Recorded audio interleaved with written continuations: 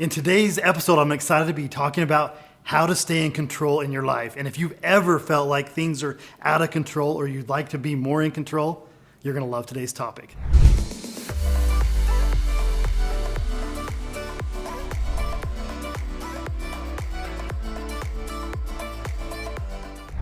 All right, so as we dive into control today, we're going to focus on three areas. The first one is, what is control, right? If I'm going to figure out how to control my life, I need to really dive into what is control and why is it so important to me. Not only what is control, but what do you control? And let's get really clear on what we actually do have control of in our life. Step two is going to be letting go. There are things we can control, there are things we can't. And if I want to stay in total control, I got to understand the difference. And in step two, we're going to talk about that. Let's let go of what we can't control. It'll make it a lot easier to stay in control. And then step three is my favorite. You're going to want to stay tuned for this. It's the most exciting. And I'm going to talk math. I know that math is boring. That's not exciting. But what if I could give you a mathematical equation that you could stay in 100% control all the time? Stay tuned because I'm going to give it to you. All right. So the first thing we're going to dive into, and this is step one, is defining what is control and why are we so enthralled with controlling it.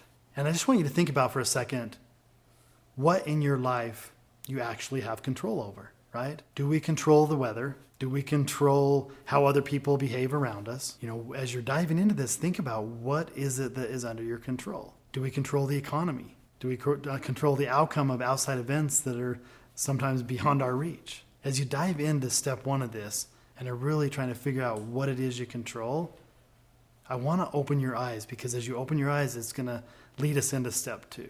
And we're talking about what we control. There really is only one thing in this life that you have total control over. And the only thing you have total control over is you. You, your mindset, your actions, your beliefs. So when we're trying to get total control, that's step one, is you got to realize, I don't get to control the weather. It would be amazing. I don't get to control my spouse or my kids or my business partner or my boss. I don't have any control over any of that, right?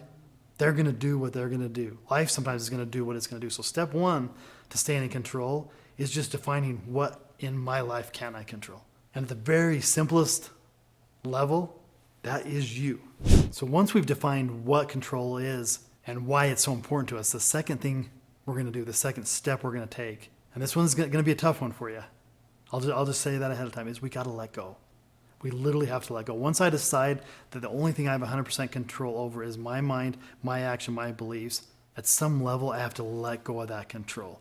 And this is interesting because that need to control a lot of times is part of a program that's right inside of us.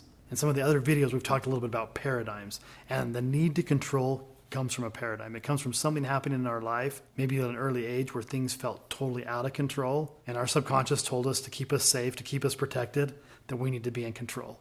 And so we start trying to control everything. And once we identify that we really only control our thoughts, our actions, our beliefs, then the next step is just to bravely, confidently let go. And that takes some trust, that takes some allowing, that takes some really focusing just on the inside, on you, and really understanding that if I want to stay in control, I should focus on something that I have control over, right? You know, if I'm driving my car, I know I have control over my car, right? I can steer it, I can push the gas pedal, I can push the brake. That's something that when I'm in it, I have control over. That's how my mind works. That's how my body works. I'm in control of it. So really focusing on that and letting go, because if I do that, that's going to make staying in control all the time a heck of a lot easier. Before we get to the last point here on staying in control, if you like the content, if you like what you're seeing on this video, hit the subscribe button below. We're always trying to get you good content. This is a great channel. It's a great organization. Love to have you support us by following us. Hit the subscribe button. Now we're to step number three. And step number three is my favorite. It's actually a mathematical equation to stay in control in any situation. And it's got three parts. So the first step in the equation is E. And E stands for the events in our life. The events that, as we talked about in step two, that we might not have control over, right? If I'm looking at events, if I'm heading somewhere and there's bad traffic and I'm late, I didn't have control over that. Sometimes somebody that I love and care about a lot does something that's kind of mean or hurtful. I don't have any control over that, right? So when I'm looking at the equation, E stands for the events. Then I take a plus sign and I add to it an R. E plus R. When I add the R is actually where I do have some control.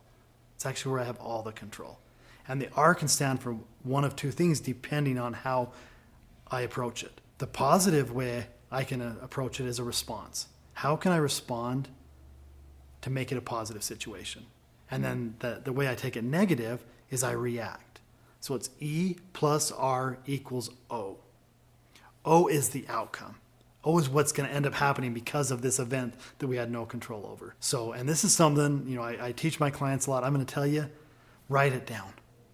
It's a powerful one, and you're going to have to practice it. Most of the time when we're first learning E plus R equals O, it's after the fact that we look back and say, wow, that was one of those E plus R equals O moments. The event happened, I reacted. And I even overreacted, right? I took it to the negative. And in that moment when the event happens, I get to control the outcome by controlling my R, whether I react or I respond. I remember years ago, I heard this in a training from Jack Canfield, one of my favorite mentors, and he was talking about a situation where his wife had forgotten his birthday. That was the event that happened, right? So that's the event. And from his perspective, they've been married a long time. She loves him. How could she forget his birthday? And so he could have reacted. He could have been offended. He could have even started an argument, and the outcome would have been a fight, right? But using this formula, he responded. He stepped back and he said, you know what? I know she loves and cares about me. She knows it's my birthday. I wonder what's going on in her world right now that I'm unaware of that has caused her to be distracted, right? And when we're talking E plus R equals O, it's doing that in every situation. And again, it's something you have to practice. But if you will take this formula and introduce it into your daily practice, it will help you stay in control by controlling what you can actually control, and that is the R.